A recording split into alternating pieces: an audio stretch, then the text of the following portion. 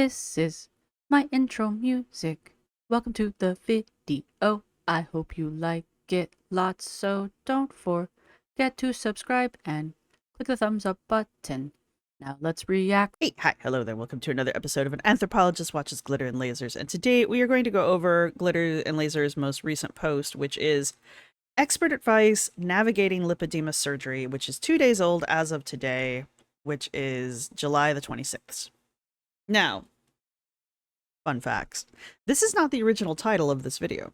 This isn't even the second title of this video. This is the third title for this video. Anna originally posted this, and I know this because I was watching Colin Mockery, who posted his video on this yesterday. Colin said that originally this video was titled My Lipedema Pre-Op Appointment. And then she titled it to Come With Me to My Lipedema Pre-Op Appointment. Now, that could have just been a typo, like maybe she needed to correct the title because she meant to always call it Come With Me and just forgot that part of it when she typed it up. What have you. This is a completely different title. Like, this is way different than the original title, right? I don't know why she's changed it. I haven't watched it yet, but I was watching Colin watch it, and I kind of skipped through a few places here and there. This doesn't look like it's new material, and it's not pre-op for her upcoming surgery, which is in August, according to her timeline. How that timeline lines up in reality, I'm not sure yet, but Glitter and Lasers posting timeline is about a week behind the rest of us. So, which is fine, honestly. I mean, everybody pre-records. It just makes things weird when she does things like Bagelgate and the response to Bagelgate. It makes those timelines strange. But anyway, it adds to the inability to like trust her posts and stuff just because you don't know when they're happening in relation to the real world, because it's not like she puts dates in here. So, but again, as I've mentioned, you know, by not giving us hard dates and not giving us a way to keep track of her real time, it gives her a certain amount of control over the story and over her audience's perception of her. There's a lot of people who are not going to care, but there are a lot of people that do care. And it's a very easy thing to remedy. All she has to do is mention the date, and it would solve a lot of the problems, but Anna's not going to do that for reasons. So one thing we do know is, since this is, well, originally named pre-op, and maybe that's why she's changed the title, because by calling it pre-op, we know that this happened before all of the surgeries that she's been talking about for what, the past 2 weeks, 3 weeks now? All of her recovery from all of those surgeries. So by telling us that it was pre-op, it kind of gave us a little bit of a timeline as to where this video falls. Changing it to Expert Advice Navigating Lipedema Surgery doesn't tell me anything about the timeline of where this video goes, and all I have to go off of are the YouTube and the shorts and the story clips that she was putting on Instagram and YouTube, and also on TikTok, already showing bits and pieces of this video that way, right? So I can kind of get an idea of how old the clips in this video are, just off of how old the clips on her other social media are that she posted long before this video went out. Now, I don't know if Anna's just hoping that we, the audience, will conveniently forget that she posted things that are the exact same videos as what we're getting ready to watch. I don't know if she's just hoping we'll forget about it, or if she was always working up to a 13-minute video about it. Anna does do that. Her running video is a really good example of that. She put out this running saga like a month after she actually ran, or leading up to the March 15th 5K that she walked. So she will catch up with herself eventually if it's fortuitous for her, if it works in her advantage. But anyway, basically what I'm saying is Anna is obfuscating the timeline again, and she has purposefully changed the title of this to obfuscate the timeline. I think. I could be wrong. She may just think that this is an even better title, or maybe she's trying to defend the expert the expert status of her doctors and the people that she shows in this video, because I know a lot of people have been calling that into question as well. I'm not one of them exactly. I have mentioned that because of things that Anna has said and things Anna has shown in past videos, I have questions, but that's pretty much it. I know a lot of people have pointed out that the main doctor here is like a dermatologist or something. I don't really know how that falls in the hierarchy of doctors or what have you. I know doctors all go through doctor school and then they specialize afterwards, so it's within my realm of possibilities that the guy's just as educated as anybody else, and he just chose to go into like skin cancers, skin conditions and skin treatments. And I know there's more to dermal than just skin and that kind of stuff, but obviously they deal with lipedema as well. So I don't know. I'm not calling that into question. I'm calling the guy's ethics into question. I mean, just because you're a doctor doesn't mean you're a good person. So kind of where I'm going with that. Not that the guy has shown himself to be anything like an asshole or anything like that. It's just, and here's the other part of all of this. We're only getting what Anna's showing us and what Anna's telling us. So we're getting everything through Anna filter. And Anna filter is not necessarily real world filter. Like somebody, I think it was Mama Goob, posted a reaction to this, and I just saw the title. I haven't watched it. That was like, is Anna being told what she wants to hear? Or is Anna being told what she wants to hear? And I don't know if Anna's being told what she wants to hear or if Anna's just hearing what she wants to hear.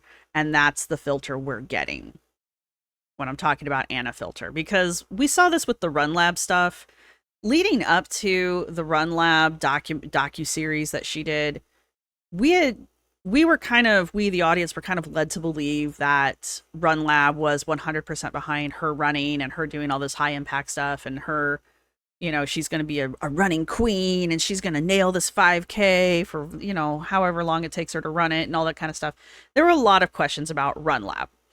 And then we watched the docu-series that Anna produced, and a lot of those questions got answered. The Run Lab people, though they said, yeah, we can teach you to run a 5K, they literally told her, first we need to teach you to walk correctly because you don't walk correctly. You don't even jog correctly. Like you are not jogging. You are just pumping your arms quickly and walking fast. And you're not even walking that fast.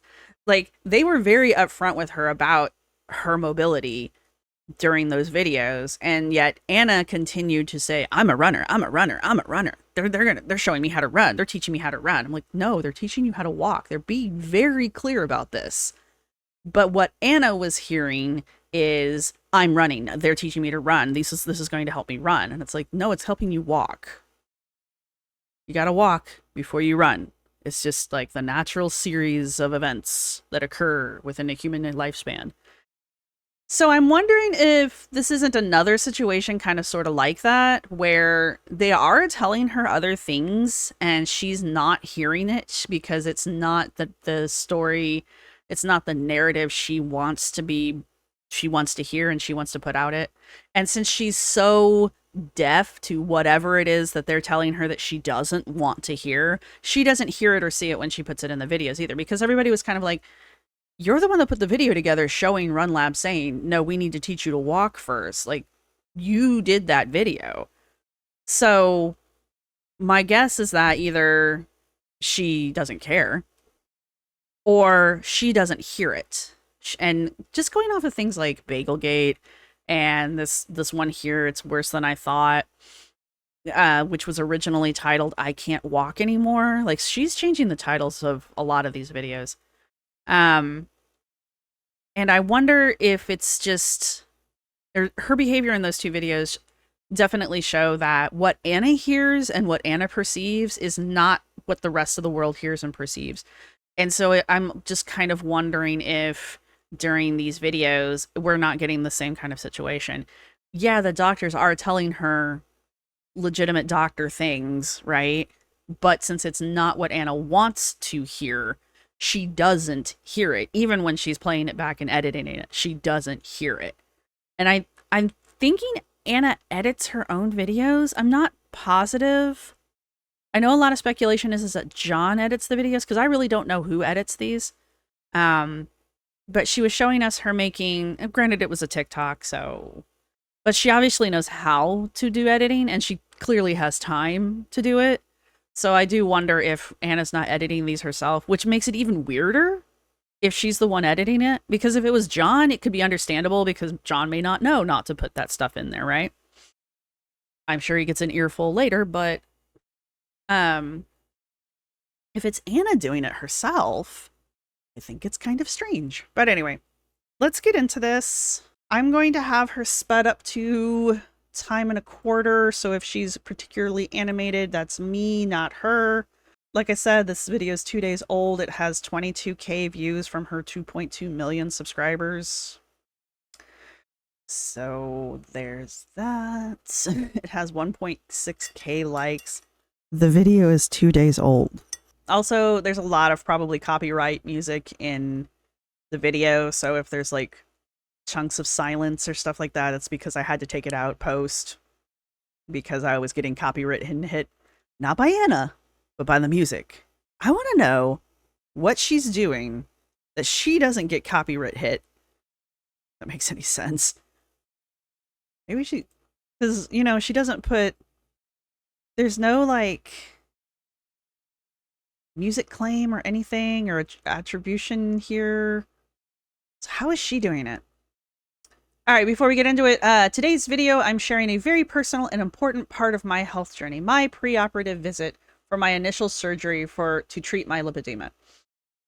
In this video, you will see my doctor speak candidly about my lipedema diagnosis, what has to be done to treat it, and my treatment plan. As a stage 4 type 2 lipedema patient, I hope this video raises much needed awareness about this condition. Every time Anna talks about this changes. Like, it's not that it changes, is that something new gets added onto it. But whatever. Doesn't mean it's not true. It just means like, it's like she forgot she needed to add that onto it. Meet the doctors, David Amron, the amazing surgeon who will be performing my lipedema surgeries. This is written oddly. He is the pioneer of lipedema surgery. He is the pioneer. Is he? Of lipedema surgery in the United States and is the founder of the Advanced Lipedema Treatment Program at the Roxbury Institute. I want to do a deeper dive into this, and I'll probably get it done around the time Colin gets his lipedema video done, so, you know, don't hold your breath is what I'm saying. That came out so... I meant to dig myself, not Colin. That came out really shitty. I'm apologizing right now. Dr. Sean Moshrif? He will be handling the plastic and reconstructive surgeries in the subsequent procedures. I'm guessing he's going to do loose skin removal. Does she really think she's going to have like oodles and oodles of loose skin? Where is it happening? The surgery is taking place at the Roxbury Institute, which is recognized as a global leader for lipedema treatment and care through its advanced lipedema treatment program. You will see my consultation and pre-op discussions with the doctors, what to expect before undergoing lipedema surgery, my thoughts and feelings as I prepare for the significant step in my treatment journey. So she's going to cry a lot and blame everything but herself for her weight. Thank you for supporting me as I navigate through my lipedema surgery journey. Thank you to my doctors for partnering with me on my journey and helping spread awareness together. Now, Anna did say in one of her early shorts that she only decided to go with these guys, with Dr. Amron, because he's connected to another doctor who has connections with basically telling people that they're not fat, it's just lipedema. And I'll see if I can't dig up Colin's video on that one, because he did do a good video on that, and that's the only reason I know about it is through him, and I've not seen anybody else talk about it, so I'll try to remember to link to that video. And her other stipulation is that they would be willing to work with her to create educational videos for other doctors down the line, because Anna is the perfect case patient for this style of treatment. She is the only person who could possibly they have picked to work with to make videos about lipedema treatment. Something that I have seen Sam at Every Size point out is that there is a second influencer that the Roxbury Institute seems to be working with as well, who is also making social media posts about their lipedema treatment. And Anna has name dropped that person in one of her shorts about, it's the one where she's like, oh, my hormones are all out of whack and I've been acting like an angry teenager. What, when did that change? Like, when has that been different? You always act like an angry teenager. But anyway, so she was name dropping this other person who turns out to be the other influencer that the Roxbury Institute works with. And Sam at Every Size had speculated that Anna had seen that influencer and the success that she had achieved and the notoriety that she had achieved through working with the Roxbury Institute and posting on social media, and that Anna basically wanted a little slice of that herself. And so here we are. Now, myself and damn near everyone else has speculated that the only reason Anna's even getting the surgery in the first place is A, because she's getting it as some kind of a kickback or a discount with the Roxbury Institute for her social media. So, like, they're giving her free or discounted services so that she'll advertise them on social media for them. So that's because this really came out of nowhere. Her lipedema diagnosis did not. This surgery thing just kind of started out of nowhere. There was no warm up to it. She's never talked about it before, as far as I'm aware. Maybe a year or two ago, she might have mentioned something about it, but I know she's talked about the lipedema. That's not the one in question. This weird surgery storyline has been recent, and it starts almost instantly after her running story finished up. And just all of the little things within the lipedema videos that she's been putting out herself. Stuff doesn't add up as usual. And Anna, of course, doesn't clarify anything because Anna doesn't interact with or listen to her audience. Like, I know she keeps saying she's getting mad about people on the internet saying things to her, but there's no evidence she interacts with any of it. So what? Does she like dip in once every year and go, oh God, now I'm mad, and then stops checking at all? I think that's everything we need to say before we get started. And thank you to everybody who's been supporting the channel. Thank you to my subscribers. Thank you to my members. You guys rock. I just hit 8K like 2 days ago. And I think I'm already at like close to 8.1K. Like, you guys are nuts and I appreciate it. 100%. Thank you to everybody who's going to hit the thumbs up button. And if you're wanting to hang around for more anthropology and glitter and lasers, go ahead and subscribe, because I do have a couple videos out directly talking about that. Yes. And if you like little white cats who are not that little, of whom you can just see the little top of his head, yes, go ahead and subscribe for that too. Anyway, let's get into this. I see hate through the pain, I see light in the rain. Dreams of brighter days, tell me what you're thinking. I have hope in my spirit, flames of love in my heart. Baby, let me tell you something, I'm about to dance. She really thinks she's some kind of like... She really thinks she's making like movies. Like, she really thinks she's doing movie quality shit here. So today we are headed to the Roxbury to do my pre-op assessment. I feel excited. I had a great night's sleep yesterday after like days and days of not sleeping. So I feel as best I could possibly feel going into the surgery, which is great, honestly. So now I'm just excited to like get through this, get to the other side, and understand really what post-surgery is going to mean for my body, because you don't know until you know. So we're here. My body, my body, my body, my body. Me. You. Your body, Anna. It's not, you're not dropping off your car at the dealership to have them work on it. It's you. You will be mentally present. Well, okay, maybe not mentally present, but you will be mentally there the entire time. Your brain isn't going on vacation while the rest of you is getting surgery. Stop it. It's weird. And I know the day can only go up I will say this. I like those sunglasses. I would 100% wear those. from where it started, because right now my stupid thong is so far up my butt that I'm incredibly uncomfortable. How do you people wear these? How do you people wear thongs? I'm no longer the one you knew. You realize you're not in control. Oh, it's that skirt. Hey, What did she say to those kids? Look what I can do! Look what I can do! Once again, tell you once again. Hallelujah, I'm on my way to As part of my process, in order to be able to best talk about this condition, I wanted to make sure I was working with a doctor because, as I like to say, As opposed to working with...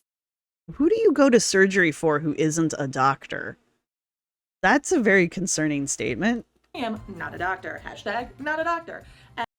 And the best medical advice should come from a doctor. So in order to do that, I was able Unless Anna tells us that there's all kinds of misinformation on the internet and we shouldn't listen to any of those people, just to her. to partner with ALT and be able to actually talk about this from a doctor's perspective. So what we're doing right now is just doing my testimonial for that doctor, Dr. Amran. And A testimonial? I mean, when I had surgery, I don't remember having anything like a testimonial happening. then and Dr. Mosreki, who's doing my plastics. And then we're going to get into the nitty gritty of the actual pre-op work. Hello. How are you? Good to see you again. To see you. How's your trip been? Rough.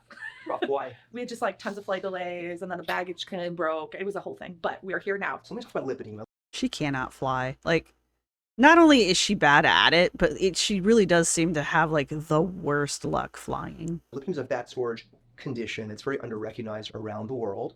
Identified way back in 1940 at the Mayo Clinic, but just pretty much ignored and forgotten about. We all never learned about it in medical school. Most people don't know about it. Unfortunately, most doctors still don't know about it, although things are beginning to change.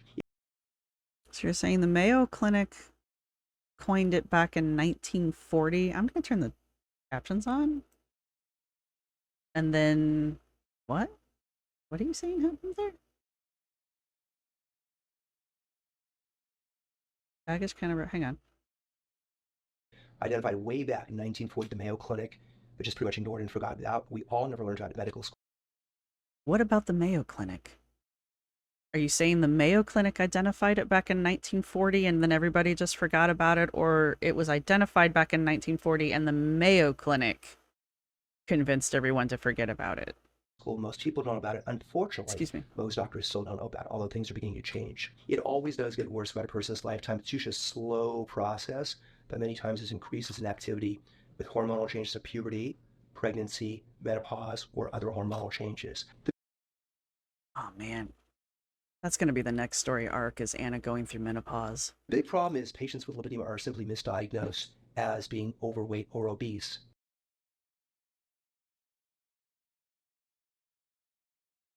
Look. I'm not going to say that most people who are diagnosed are simply diagnosed as being overweight or obese, I guess, because I have seen pictures of it, especially the advanced stages of it, and it looks painful, but it also looks a lot like obesity, right? This dude is not going to sit here and look Anna straight in her effing face and tell her that she is nothing but lipedema. My dude. Seriously? Based on BMI indexes, which are really not a good way of looking at lipedema. And they try everything, and they just don't really lose weight. Many times they'll have eating disorders that develop at a young age because they struggle so much and shame and blame and all that stuff.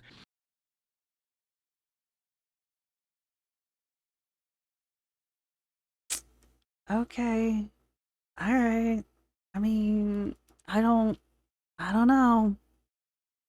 And of course, we got to see Anna standing around in her underwear. You know, when I look at somebody's body, lipedema or not, I want to understand their body from a standpoint, overall balance proportion. I think one of the mistakes that many surgeons do, just liposuction, is like, so what do you want to do? And, the patient just kind of shows in the area and says, okay, let's do liposuction. But you want to really understand a person's body completely, to understand where they are out of proportion and balance. Okay, so Anna is overweight, but she's also disproportionate. At least he says she's overweight, I guess. And even just looking at things, she's disproportionate in characteristic patterns that are about lipedema and how it's involved. Honestly though, like, Anna's very symmetrical, honestly, in my eye, but I don't think that's what he's talking about. I don't think he means like the right side matches the left side kind of a thing. Also, Anna's proportions she's very fortunate in that, like, the way she puts her weight on is very, I don't know how to put this, like, body typical, I guess, is what I want to say, because, like, she doesn't, like, compared to Foodie Beauty, who's, like, way front heavy, you know, she's like carrying it all in the front. Or like Amber, who just kind of looks like she's melting from her shoulders down and it just kind of pools around her hips and her ass, you know. Anna does actually have like a figure. She doesn't have that wasp waist that she thinks she does, but she doesn't have like a weird shape to her because of her obesity. So, as I stand back and look at her, you start to understand her body. There's areas of more increased fullness. The thigh unit, the hip unit, less so in the calves and ankles. Her torso is full and her arms are getting full. So it's exactly in line with what we begin to see with lipedema. What we begin to see with lipedema. But you said she's stage 4.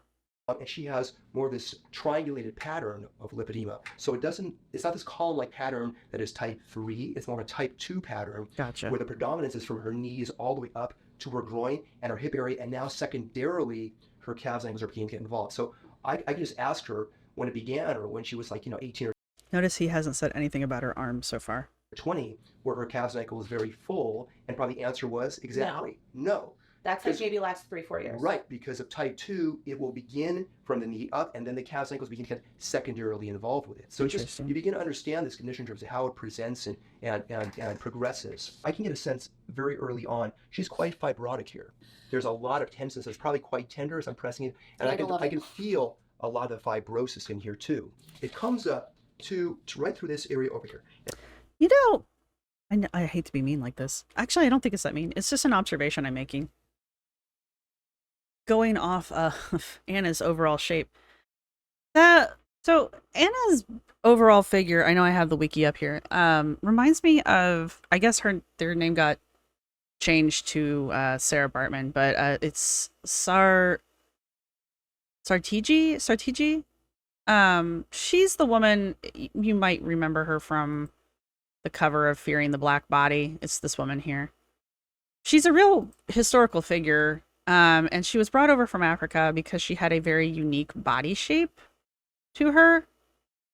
And there has been a lot of discussion historically over whether or not she had lipedema or not, because of the strange way that her body put on, obviously, the adipose tissue. This isn't probably the best image to pop up, but here we go. Censor that. But what's most important about the image here is the way that she put on her weight. Now, do keep in mind that, like, overall, you can kind of see that her general physical shape is proportionate, as the doctor would say. But most especially is the fat deposit on her rear and her thighs.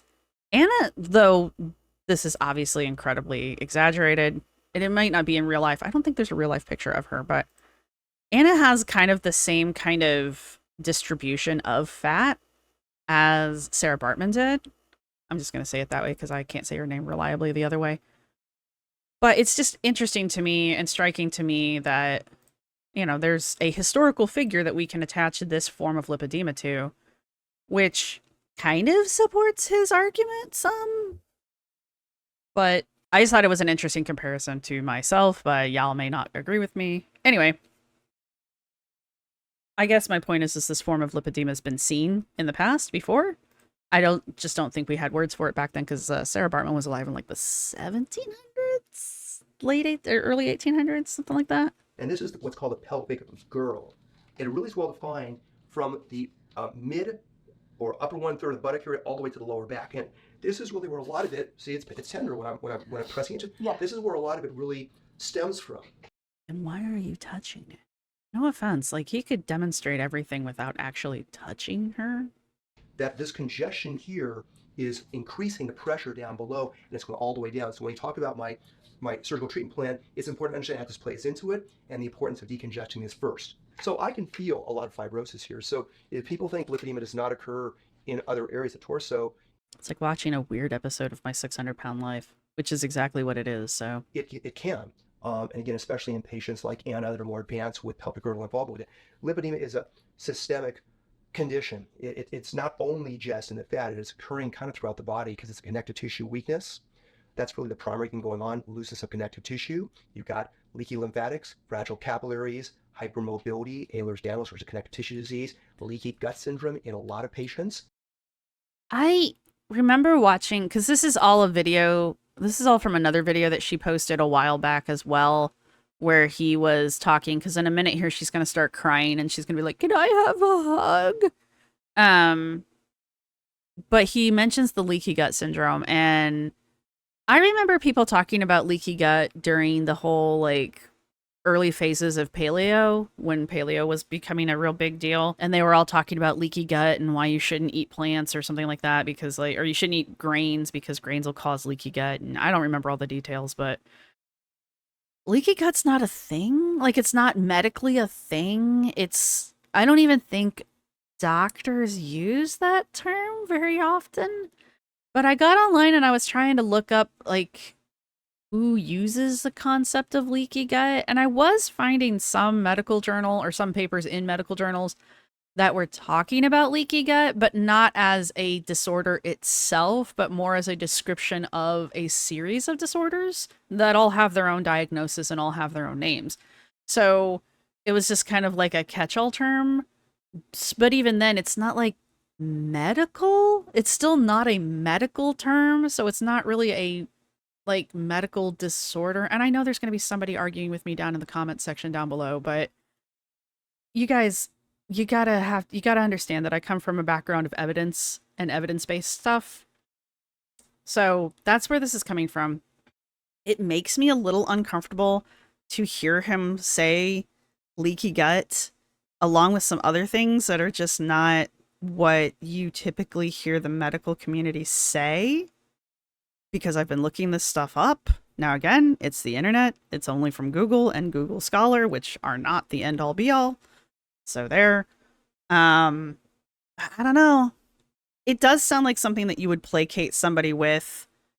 Oh, we don't know what's going on, or oh, the regular medical community doesn't know what's happening to you, but it's really just leaky gut and we just have to heal your gut microbiome. That's usually how that was followed up in the paleo community. So now the gut microbiome is a real thing. It really is. And they're learning more about it every year, but leaky gut still isn't.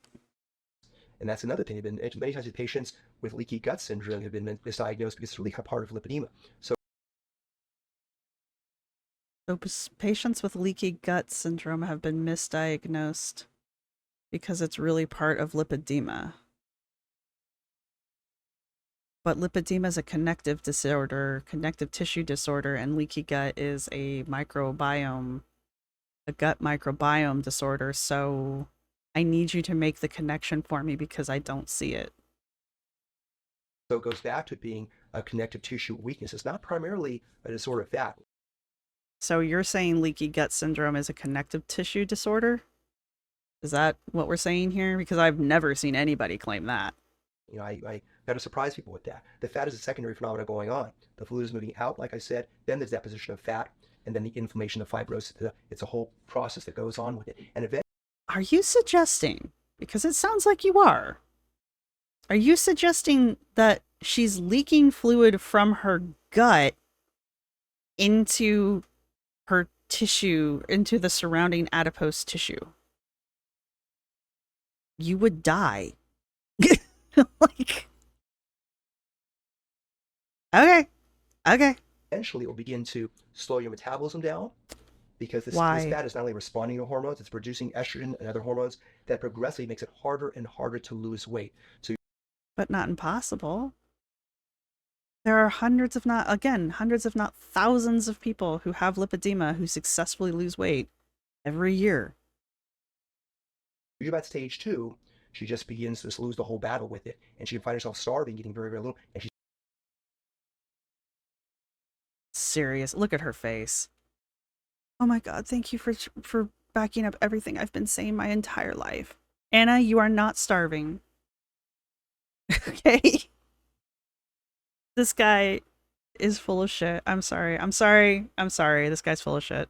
still putting on weight, right? I'm gonna Right? just chime in, if it's okay, and just comment on the emotional toll of lipedema. And we talked about this weekend. I did a webinar with Allison and Casey about those. I mean, these patients have been through a lot. And I would say that about 2/3 of patients at some point cry in the journey, whether it's a consultation. I've cried like 4 times. I'm great like 4 times. I'm sorry. I'm aggravated right now. Anna cries at the drop of a hat, so that's not impressive whatsoever, and I don't think you overachieving by crying 4 times during your journey is really getting you a gold star, Anna.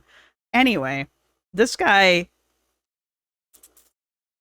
I don't like this guy. I don't like what this guy's saying. I don't like that he's saying it to Anna. Half of me is like, yeah, this is what Anna wants to hear, and now I kind of want to go watch Mama Goob's video because I want to hear what she has to say, because as far as I have been told, Mama Goob has lipedema. And Mama Goob has lost weight. Like, that's part of Mama Goob's lore. So... anyway.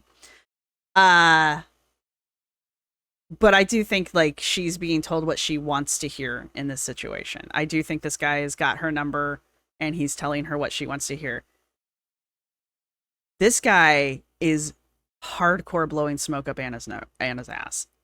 She is not 550 pounds of lipedema and loose skin, which is what this guy is telling her. Now, that's what Anna's told us. He's telling her she's just lipedema. This is just lipedema, guys. Everything here, this is just lipedema.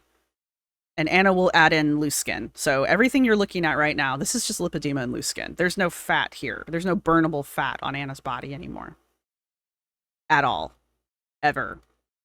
And she can't help it, you guys. She can starve herself and work herself and exercise herself to death, and she will not lose a single pound because lipedema fat doesn't change. It can only be sucked off of your body. There's nothing else they can do for it. There's no other treatment for lipedema. My hand's getting angry. Visit, or it's a day of surgery, it's after surgery, it's 2 months or months later when they're looking at their new body with things. And They're looking at their new body. Their new body. a big emotional component. It presents at a very sensitive age, puberty. I've got teenage daughters, and it presents at a sensitive age with things. And when people try to figure things out. So your daughters have it? Or you're calling young girls your daughters? And compare themselves to others, and at the same time they're being shamed and blamed and told to just go lose weight and exercise more, or you're not doing your part and you're not doing your part of things. That's why I just say to people out there, it's cruel to tell these patients just to go lose weight with it. They've been told that their whole life with it, and it is. And oddly enough, like, half of them do lose weight and half of them don't. I wonder what's different between the half that doesn't lose weight and the half that do. And here's a very beautiful, strong woman who's done everything with it, and she's still emotional, about. I don't know if I'd call Anna strong. I know he means emotionally strong, not physically strong. I don't know if I would say that about Anna. Things because she's done her best. I feel like Anna... I feel like Anna's manipulative, and she knows how to manipulate, especially in person. Manipulators are always better in person. So I guess in that aspect, like, she could come off as strong if someone didn't watch her videos or follow her TikTok or watch anything on her Instagram. Like, I suppose if you didn't look at the media that she put out there, she could bamboozle you into thinking that she's strong. But, like, I've already cried 4 times. Okay, good for you. Is there an award for how many times you cry during your lipedema journey? Because you just got done saying you're not special for crying. Best with things with it. So I just know Is that the behavior of somebody that you think is emotionally strong? I guess is my point. that, like, doing this is going to help a lot of people, but I also know it's going to bring me a lot of hate. You. Hate's a strong word. Skepticism and a lot of questions and a lot of people who are genuinely concerned about you. I don't see how that's hate. Criticism, yes, but again, Anna's already established that she views all criticism as hate talk, so you can't be critical of Anna or less unless you are a hater. So, you can't even ask questions, genuine questions, and she will still label you as a hater for doing that. We're halfway through this video. Come on, we can do this. Use hateful words on the internet against Anna or people like Anna, it's really not understanding things completely. Just to go and say, oh, you're not doing this, you should be doing this with it. So really, I don't like that. What they're doing here is they're preemptively negating anyone who may or may not have criticism, anyone who will verbally express their criticism or their skepticism here. They're preemptively trying to shut that down, and basically, like, you see it all the time in politics, especially, like, my opponent hates the color blue, and the guy's like, no, I don't hate the color blue, that's you who hates the color blue. Well, I said you hate the color blue first. And typically what happens in these situations is whoever says it first is the one who's believed first. So in those situations, you're just trying to preemptively get your argument out there and shut your opponent down before your opponent has the ability to establish doubt. And so that's what this is. They know they're going to get pushback for this because they know, in my opinion, they know they're going to get pushback for this because they know what they're saying is not accurate. And they know it's not accurate. And so they know people are going to go, wait a minute, that's not accurate. That doesn't seem right. This isn't correct. Whatever you're saying, there's something wrong with it. They're even going to have people who are going to come out and be like, I have receipts that this isn't right. It's my wrist brace, by the way. You know, but they're trying to get out ahead of those people so that they can be like, you don't know anything. You're just trying to shut me down. You're just trying to shame me. You're just trying to attack me. You're just trying to be a hater. It's like, no, I have a legitimate question that you haven't answered. As a matter of fact, you've opened up 10 more that you have also not addressed. This is how bad arguing works. But it's also a very effective debate tactic because if she can turn her audience against anyone who would dare question her or him, if she can shut that down early, then people like me who come out later and I'm just like, that doesn't sound right. That just doesn't, this is wrong. There's something wrong. She can shut me down early and I'll get comments about, why are you hating on her? Criticism is not hate. I'm sorry if you don't like that, but criticism is not hate. But I get those comments from her supporters because A, they don't know the difference, and B, they're so wrapped up in defending her, they're not willing to listen to what I'm saying and hear that there are legitimate concerns here. This man is literally telling her that there's nothing wrong with her body except lipedema and possibly loose skin. We all have eyeballs. Okay? He himself has even said she's overweight. But we just glossed over that real fast, right? We haven't come back around to that. He hasn't said anything about her arms having lipedema in it. He hasn't said anything about her shoulders and her neck having lipedema in it. He hasn't said anything about her chest having lipedema in it. So this is all what, Anna? Like, what is all of this? I'll give you that your hips and your buttocks and your thighs are very evidently lipedema. And I guess I can kind of see what they're talking about how it's creeping into her calves and her ankles. I can kind of see that. Okay? But the rest of it? Honey, sugar pie, sweetie, that's a fat roll. I'm sorry. I have one too. Trust me, I know. These are bat wings. I got them too. It's okay. And then to stand here and be like, you can't lose this fat, this normal burnable fat because you have lipedema? No. Not only is that not true, it's demonstrably not true. Okay? This guy may have a doctor. He may be a doctor. I'm not saying he's not. And he may treat patients. Obviously. He may even know what he's saying isn't accurate, but he knows she wants to hear it. And he wants access to her social media and her exposure that she's giving him with this video. He wants this. And he wants other people like Anna who have money, who can afford his services, to come flock to him and be like, oh, suck the fat off of me, doctor. It's all lipedema. I don't want to have to change my diet and exercise and actually own up to the fact that I don't do the things that I tell my audience that I do. He wants those people, right? And I'm sorry, that's unethical. You're lying to people. You're lying. You're lying to Anna and you're trying to lie to us. Anyway. We are 8.5 minutes through this video. I am going to let him play, because if I speed him up anymore, I don't think we'll be able to understand him. I'm going to let him play and try not to interrupt too much. Can I hug you? It's got a lot of it's really I have a it's cat. not right. I'm going to pet my So, cat. again, Josh. patients many times develop eating You can see disorders, his little particularly ear. patients with lipedema, He's a little ear because of the cat. emotional impacts. There's a whole emotional component to it. There's his little When people nose. find out about it, or they're diagnosed with it, they're Bojo. filled with many times many emotions. It's not He's just this scratching his joy, little aha cheek. moment. Sometimes it is. It's like Yes, kind of rejoicing they have an answer, but sometimes it's like fear. Sometimes it's anger. Sometimes it's frustration. Sometimes that's resentment over being misdiagnosed. It's all of those for It's me, all, to be really sometimes honest. it's filled with a lot of emotions with it. Even with the surgery, even the transformation, sometimes it's emotional. I think we talked about this. So it's another component of things. Dr. Michelle, he's my plastic surgeon, director of it in Roxbury City, and we worked together for years now. I know that they have both said his name like 9 times now, and I have yet to hear it fully, so I still am not comfortable trying to say his name. Because I know I'm going to F it up. He's just, first of all, a great guy and does amazing work with things. Understands lipedema very well, and lipedema when he was with Stanford. A lot of lipedema surgery with things. So he does amazing work with it.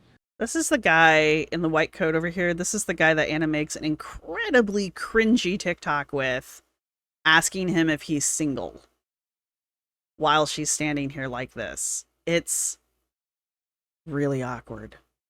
Anna's a wonderful woman and a patient with more advanced lipedema, probably earlier stage 4 lipedema with some lipolipedema going on with.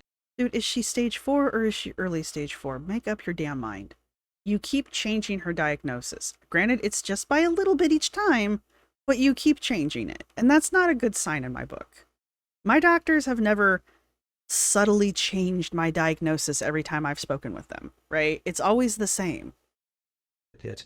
We work together to put together a plan in terms of how things are approached, orders of things, intervals of things, when things are done together, when things are done separately. Another very important thing to understand in lipedema patients to approach things properly and safely. The need for doing cosmetically versus treating a disease. And with lipedema patients, it is both. You've got both things going on, and you really, every patient, want to get the best functional improvement of the disease and prevention of it, and at the same time, the best cosmetic improvement in every patient. They really kind of go hand in hand. So, I mean, maybe he'll get to it here in a second, but what are you doing? What are you doing with her to prevent her lipedema from advancing to advanced stage 4 as opposed to early stage 4, which it suddenly is now? So what are you going to look at her? She looks so confused. Oh my God, I'm going to have to actually do shit to prevent this crap. Oh no. She rightfully so said her main goal is. This is Anna, actually, what is happening here. This is Anna trying desperately to look sympathetic on camera. Anna's not a great actress. Anna thinks she is, but Anna's not a great actress. And what we've really been witnessing with all of these very strange facial expressions that Anna's been doing through this whole thing is, I imagine she's probably uncomfortable, because who wouldn't be in this situation, to be honest? So she is uncomfortable. But what else she's trying to do is she's trying to convince us all that she's an emotional wreck right now. And she's also trying to garner sympathy by looking like this. This is what Anna thinks somebody in this situation would look like. I can't even do her she's got her. I can't even do it right. My eyes are too big. But she's trying to convey like sorrow and misery and,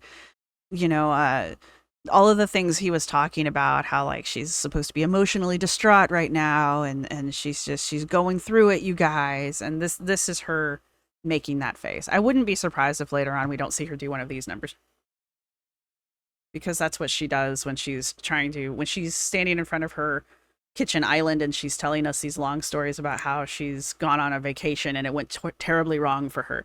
And then she always turns and she's like, and then she starts to fake cry. That's what we're doing here. The disease treatment and prevention of it and sending things back is affecting her. And absolutely, but she will also get the best cosmetic improvement also. Many stage 1 or stage Who does she keep looking at? 2 patients, they may not care as much John. about the disease itself. John must be over there. They're not having as much pain. They just want to push from a cosmetic standpoint, and that's fine. But you really want to nail both of them, and they actually go hand in hand. And you've never had surgery in your arms before? No. Okay. So you definitely have lipedema involvement in the forearms, and there's some laxity here. The main thing is that because of how heavy this is, it's really going to kind of end up like this, but smaller. And so this amount of hang is all going to kind of go away. This is going to be smaller. If you see me wincing, guys, or if I'm making faces just because it hurts a little bit, I'm okay. I'm not wincing at the doctors. It's just the thing is being touched in places that hurt is sometimes hard. She says as she puts her hand on her hip where it's supposedly the most tender. I'm getting touched in places where it hurts. Isn't your hip and your ass supposed to be in pain too? Oh shit, yeah, oops, my bad. Hey, Anna. And that's not It's convenient to forget where you're supposed to be hurting, isn't it? uncommon in lipedema patients that they have pain here, and so we're trying to alleviate that. So sorry to press, just It's by okay. removing some of that hang. The problem is there's so much laxity here that if we just try to isolate the removal here, you would likely end up with some bulges in other places. So we're going to extend that on and remove some of the fullness in your forearm as well. So it'll You say so. travel, usually not up to the wrists because people don't have much laxity here, but somewhere around this area. And then as far as the inner thighs go, so outer thigh lifts, there's a variety of things. There is a type of lift that puts a scar straight up and down here. I don't think that's ideal because a lot of people don't want that scar, but some people end up eating it if the hang really bothers them. But I think debulking first is going to help a lot on the We'll outer just see what thighs. it looks like. I agree, yeah, because This is this bad. is functionally a lot worse for patients, and so all of this kind of heaviness here, Yeah. when you have it, it goes down to your knees. Go ahead and bend the knee a little bit. Yeah, so you can see that the knee, what's in the inner thigh is actually falling down below the knee. Yeah, I was showing him earlier. I can't. So I have a lot of fibrotic tissue, so that's as far as I can bend my knee. Yeah, and That's it. it's like physically obstructed. Yeah, no, I physically can't. Like, there's fibrotic tissue. It's hard. This I mean, you don't have to work hard to convince me about any of this, honestly. What he's saying about her legs and stuff, you don't have to work hard to convince me about that. is all until it gets super moist. And Yeah. this So gross. It is gross. Like, thanks for sharing. This is true. this rubbing area is going to get reduced. So when I take all that away, we're going to create, basically what I call airspace. We're going to create more space between the inner thighs.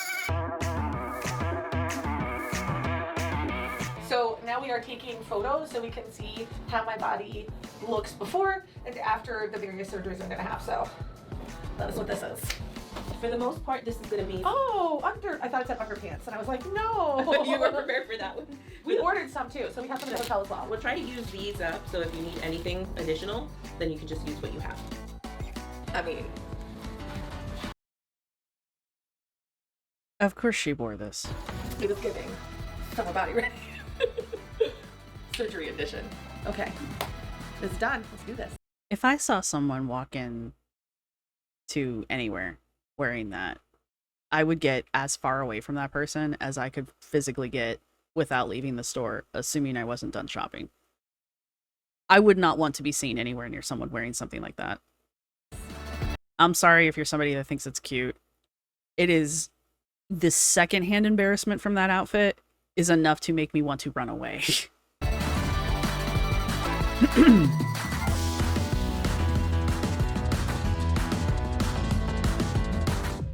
Okay, so she is doing this like she did her running documentary. So that's explaining why everything's backed up the way it is.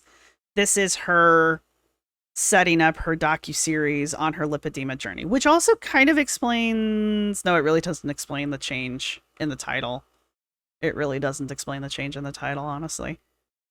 But anyway, I guess we're to expect another 2 videos. How many did she do in the running video?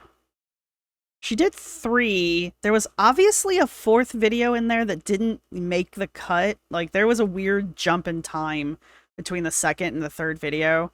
So there was obviously something there in the middle that just didn't make it. I imagine maybe we're going to see something similar here, or maybe all 3 videos will be actually in sequence. But with, like, the running video, she did a whole, like, to be continued. Like, she literally wrote to be continued at the end of it. And this one, I don't know. We know she's having more surgery in August because she's mentioned it on her social medias. And so I guess we'll get another docu-series about that one. But this is her way of paying back the Roxbury Institute for giving her surgery. And I still think she's probably, if she's not getting it for free, she's definitely getting it reduced.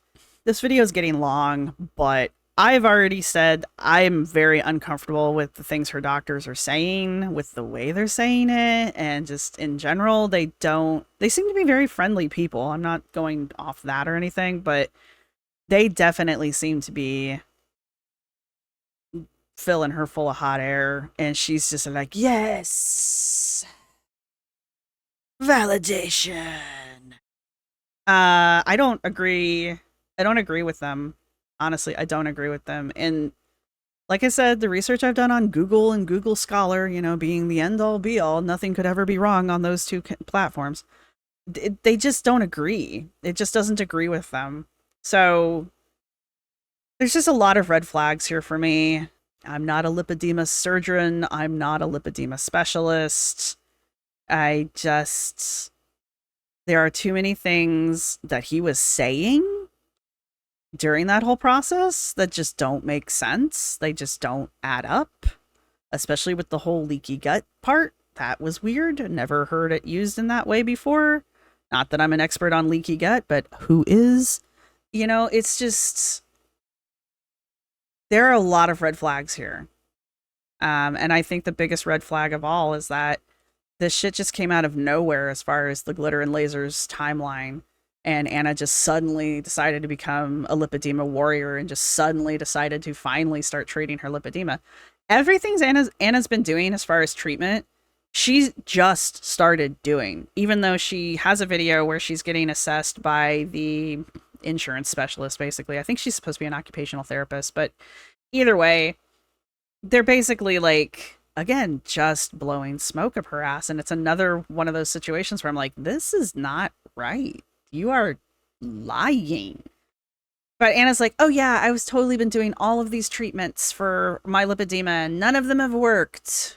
And it's like, when did you do any of these things? She's like, oh, I never got the compression boots. Okay. And then she says, and I used to wear a compression garment, but I sized out of it. So you got too big for your compression garment. And then she's like, and I just never replaced it. And what was the other one? Oh, the lymphatic massage. She was never doing the lymphatic massage. And she's like, yeah, I know of dry brushing, but she never said that she was dry brushing. And these are things that we've never heard her talk about doing before in any of her videos, including the videos where she tells us about her having lipedema in the past. Never. And then in these videos that she's been showing recently, since she's been getting treatment for this, now she's getting the lipedema. Now she's getting the compression boots and the whole damn compression outfit. Now she's wearing compression garments and compression socks. Now she's getting lymphatic massage from somebody who... People think I was going after lymphatic massage. I was going after the doctor. She's very woo-woo-y. Not the lymphatic massaging. The person giving her the massage is very woo-woo. And then... What was the other thing that she just started doing? Oh, she took a video of her doing a shower tutorial, and apparently in there she was dry brushing. I thought you did dry brushing outside of the shower. I could be wrong. I'm a weirdo. And it's just that kind of thing. Now we're seeing her do all of these things, and we've never seen her do them before. We've never heard her talk about it before. We've never seen evidence just laying around that she was doing any of this stuff. Ever. Right? But according to Anna, she's been doing all of these things. Plus, she's been starving herself. She's been eating less than 1,800 calories. And she's been running miles every day and working out every day. And she still can't lose any weight. Okay. Well, I'm glad you found some doctors that not only believe you, but who are also willing to add to your story. Because that's exactly how this is coming off. All right. I think my stance is very clear. If you have made it this far in the video, go ahead and leave a boot. A boot of some kind, like the shoe boot. Or I guess you could put the car boot in. Isn't that what some people call the trunk of the car, is the boot? Anyway, go ahead and leave a boot down in the comment section down below. Or just type the word boot or whatever. Interaction's what I'm going for here. Let me know what you guys think. He even refers to it as liposuction. The first doctor, Amond, he mentions that it's liposuction. So there's been a lot of people who are like, she didn't get whatever, she got liposuction. Okay. I mean, it is the treatment for lipedema, so I'm not really sure why everybody's so like caught on that. Like I don't understand what the difference is, I guess is where I'm going with that. So let me know what you guys think. Let me know. I mean, lots of you have had experiences. If you feel like you would like to share, that's fine. Please do not trauma dump in my comment section. And that's pretty much all I've got. So thank you to everybody who's been supporting the channel. Thank you to my subscribers. Thank you to my members. You guys rock. Thank you to everybody who's going to hit the thumbs up button. Thank you to the people who are going to hit the thumbs down button. If you've made it this far in the video, you might as well subscribe. And just down below, let me know what you guys think. And I will see everybody in the next one. Bye. This is my outro music. You can't copyright strike me because it's just me singing. This is my outro music. Thank you for watching. See you next time.